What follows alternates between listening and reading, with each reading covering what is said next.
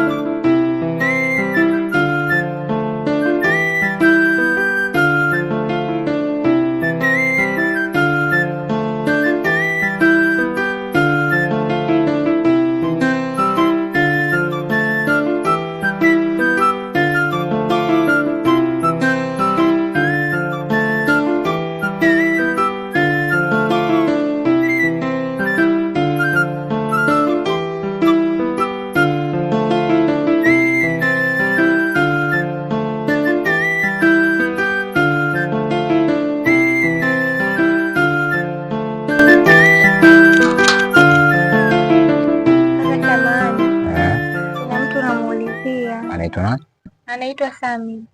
Samil. Okay, hebu nimwangalie kama yupo. Hai, sawa.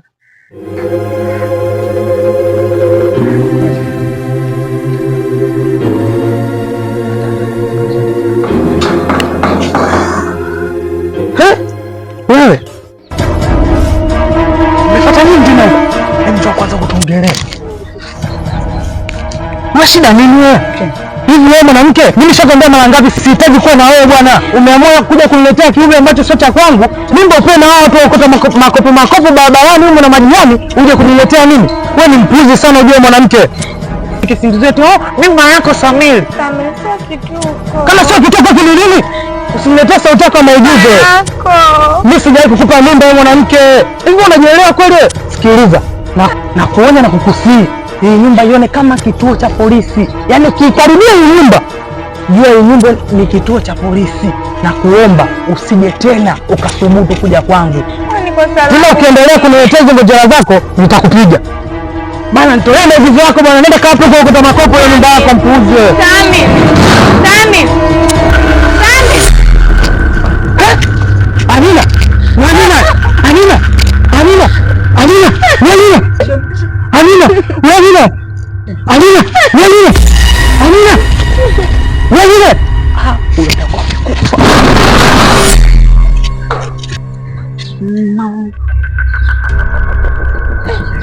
Hivi yule sura dada ambaye sikaniuliza sasa hivi tu hapa. Ni swala la kwenda nyumbani na kurudi. Bwana, ukisikia mtu anakufa ndo huko unajua? Ngoja kwanza nipate sababu sabule.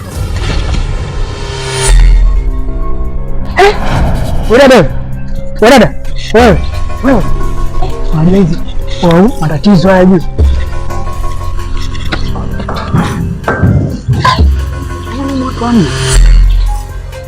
Msala kama msala basi bora Mungu mimi naomba. Kama hili ni janga basi Mungu niepushe. Ila mimi nafanya msaada kumsaidia yule dada wa watu. Msoma.